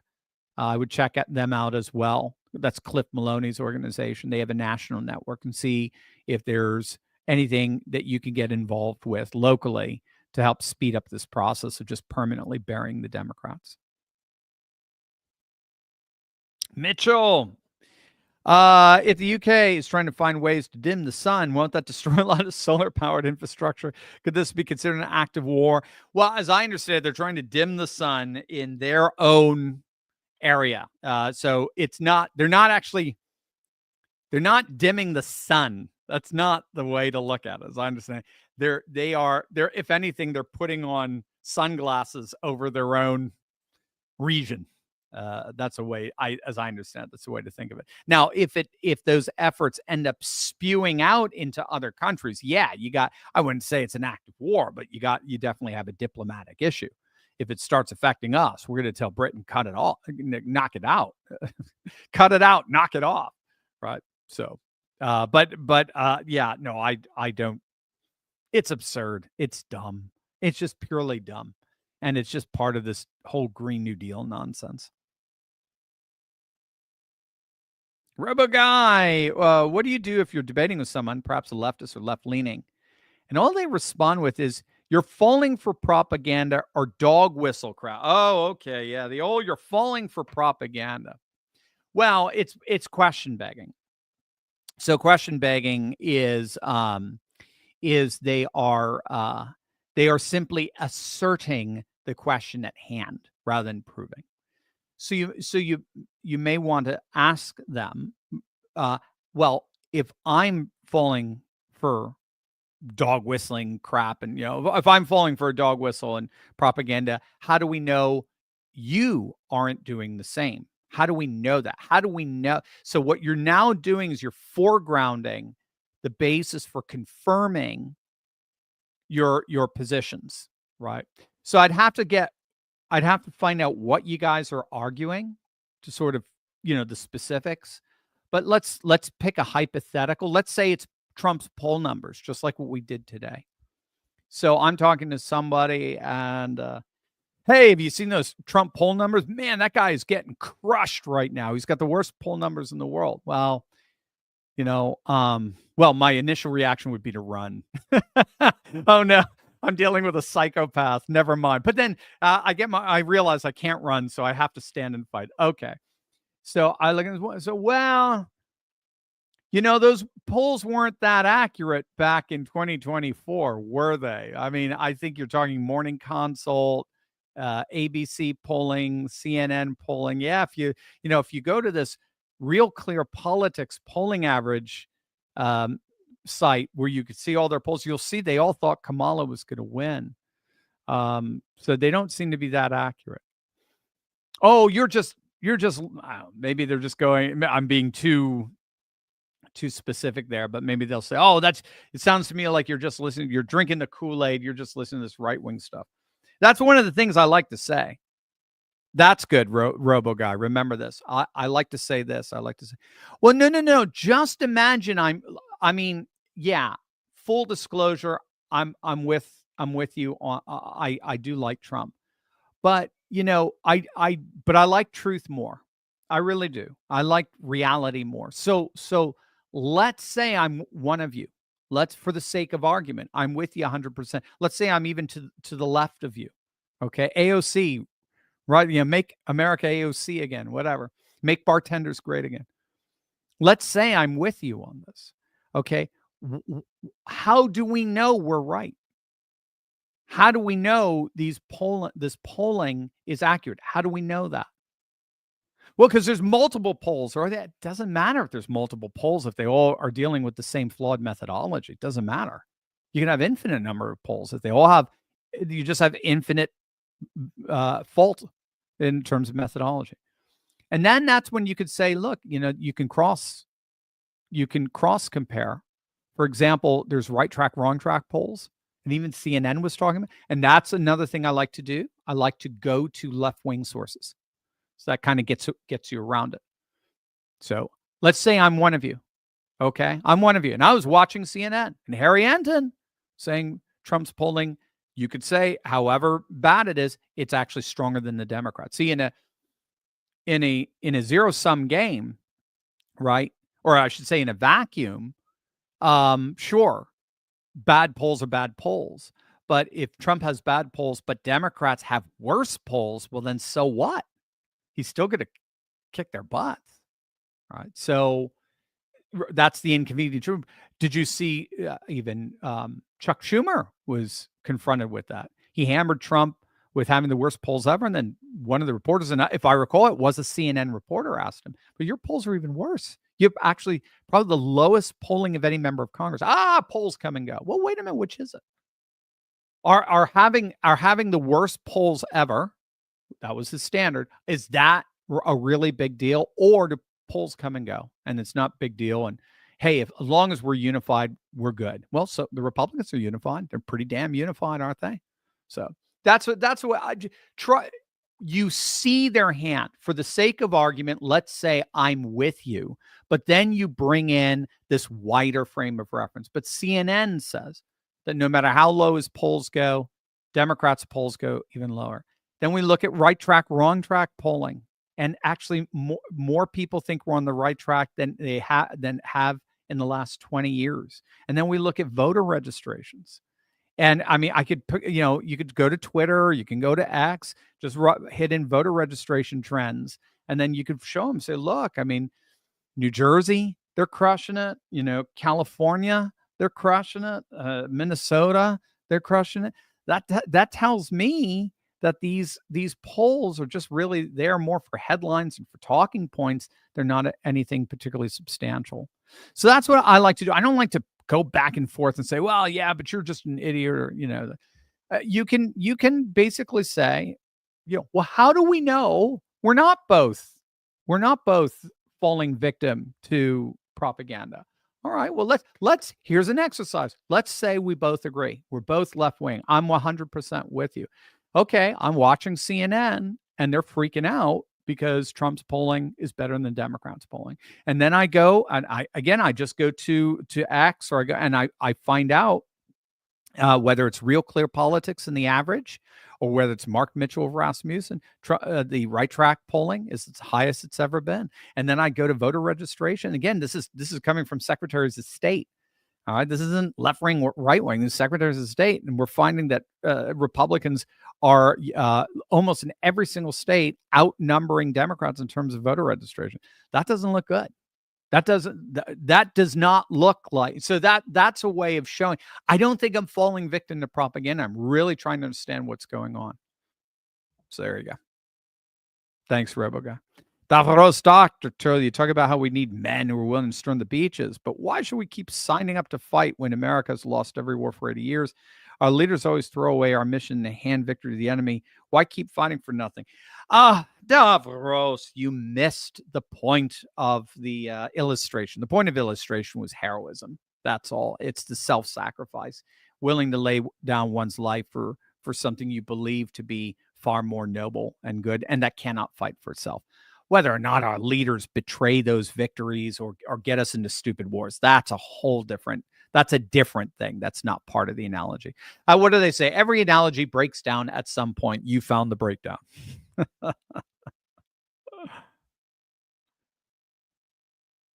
Will O'Toole, when will the pipeline be restored between Canada and the USA, or do you think it's done forever? The new Marxist prime minister in power. I was just thinking about that the other day. Let's see.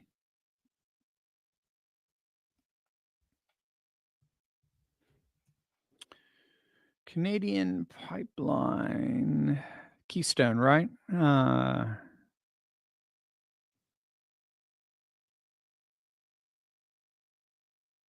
Keystone. Yeah, it looks like they're yeah, he wants it. The Canada wants new oil pipelines to avoid Trump's tariffs. Yeah. Yeah, we'll have to see. I'm going to have to, geopolitical futures, March 3rd, the resurrection of the Keystone pipeline. So it looks like it looks like it's going to happen. Well, but we'll see. I mean, we'll see if this Marxist prime minister is going to thwart it.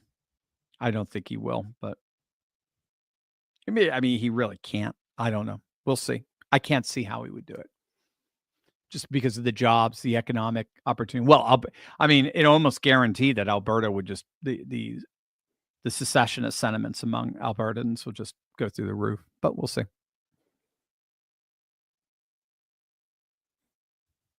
Mark, is it true Pete Hegseth has been fired? Just heard it. Not sure. Wait, let's see.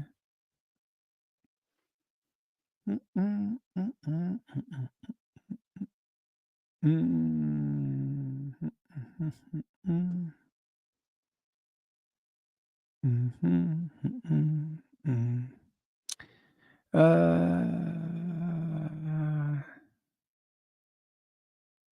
I'm not seeing anything.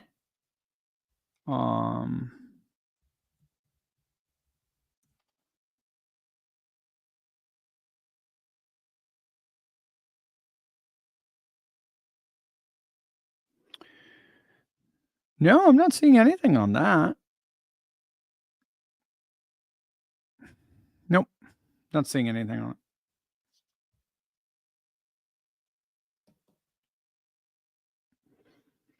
Molly, what is your take on the Sharia law debate in Texas? There's an Islam compound being built there. Thank you. Yeah, it's we'll see. Again, because you have the neocon wing of the Republican Party that never wants to get involved in any of these culture war fights, where the America First wing is all about them, and they recognize, because again, they go to the right on culture. Well, they can't legally. They cannot. So I know exactly what you're talking about. There is a community that's being built, in effect, being proposed, zoning and all, to be more or less the first major Islamic city. I mean, Dearborn and Hamtramck in Michigan, more or less, I think, already take the bill for that. But that was pretty organic. This is actually a legitimate, like they're actually trying to create a center of Islam in the United States. You can't. The problems, if all of us who are Christian want to move in, they can't say we can't. Right? That's it's a violation of our civil rights. You can't discriminate against them religiously. So I don't know. I think it, as long as it was flying under the radar, it was doable. But now I don't think so. In an America First environment, I don't think so.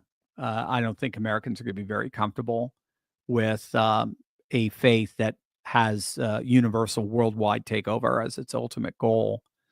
They're not going to want it establishing any kind of major foothold, particularly in Texas. William, Dr. C, good afternoon. What would Alberta have to do in order to join the United States, and what protocol would the United States have to follow? If it is reality, they would probably become possession or territory first, but for statehood, would it need 3/4 of Congress to approve? Good question. I don't know. That would have to be a study that I'd have to do, the ins and outs of annexing, as it were, territory. We'd just have to look at what latest happened with Alaska and Hawaii. But as I understand it, they would first go independent, so they'd vote on an independence referendum. Right now, 30% said that they would vote yes on that in the latest. It's been as high as 50 in the past, so 30 is actually low. But that's what I mean. It's the sentiments are there. So if Carney's not politically astute and smart, he could end up causing a major rift to happen with a secessionist ballot referendum getting on the ballot. And then from there, they would have to express interest of joining the United States. And yes, I'm assuming that there are votes in both houses of Congress and the like. So yeah, we'd have to see. If it was during a Democrat administration, I could see them pushing away against that. But a Republican, they would welcome it with open arms. Douglas, see Carrington event, telegraph lines, power lines. All right, we will look it up. Carrington event, telegraph lines, power lines. Maybe I'll even... Ooh, 1859.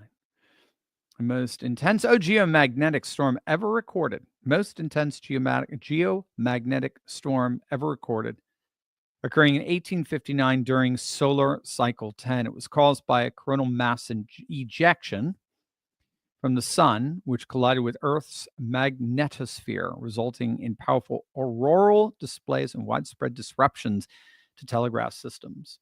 Did they think something might have happened like that with Spain and Portugal?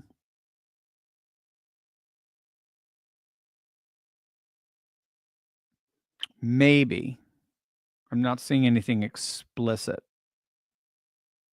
So I have to look at up.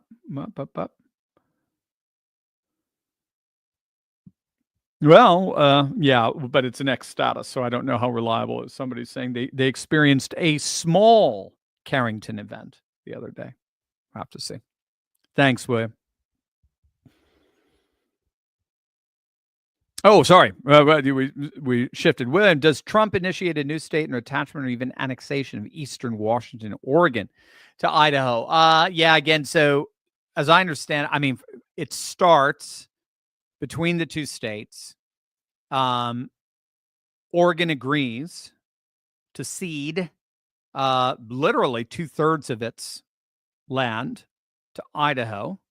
Idaho agrees to annex that portion of land, and then it does go to Congress. But I don't know what the amount of, and I don't know the role of the president per se. The president has to sign off on it, or it's just simply something that Congress has to do if it's purely legislative.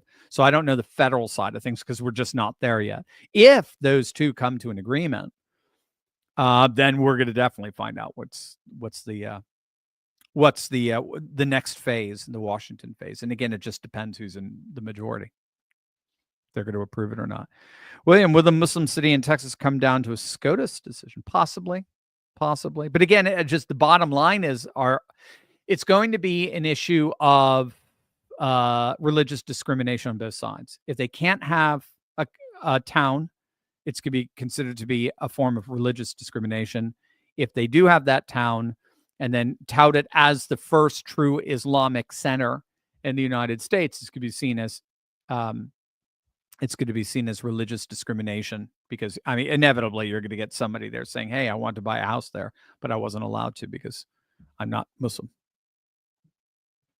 Brian, thank you. Thank you very much for the gift. William, Dr. Stu, what states in the next election do you think will go red or less blue in congressional elections, Senate, and our governor races? Do you see New Jersey among them? Yeah, well, okay. So if you're talking 2026 in the congressional elections, possibly. I don't know if that's the measure of the flip. The measure of the flip tends to be presidential because that's the one where the vast majority of the people come out. That's when you know what's really happening. So I would say presidential. Why don't we do that? So let's do 2028. I'm looking at Minnesota. Minnesota consistently votes to the right of Virginia. It's only a couple of points away, finally flipping red in a presidential year. I'm looking at New Hampshire, looking at Maine. Yet New Jersey very possibly came within 5. So very possibly, again, if the trends continue. And New Mexico. Those would probably be the 5 I'd be keeping my eye on, especially New Mexico with non-white working class voters defecting.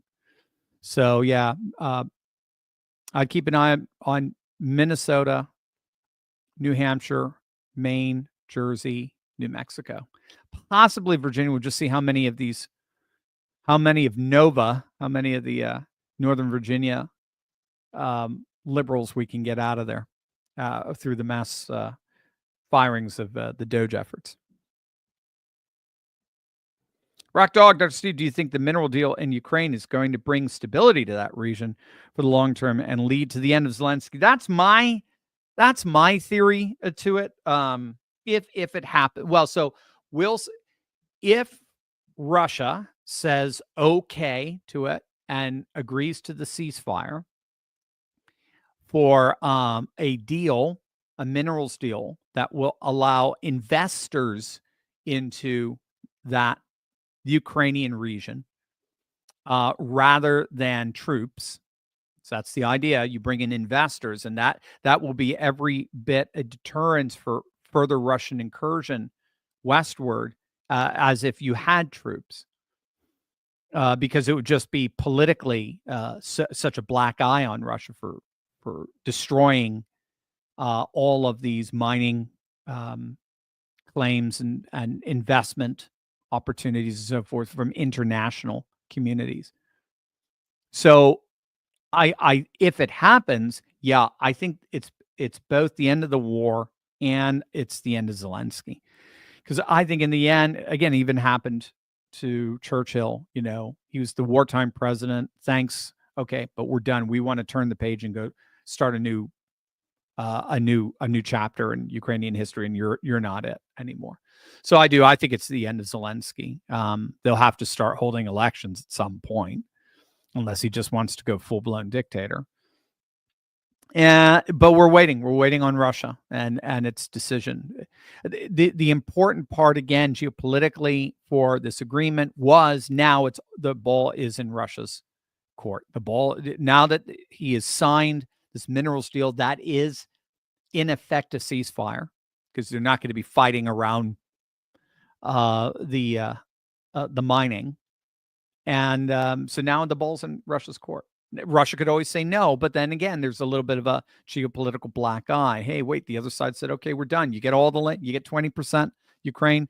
Crimea is permanent part of Russia. It's all, you got Kherson, you got Zaporozhye, you got Donetsk, Lugansk, you get it all. So what, why don't we let's stop?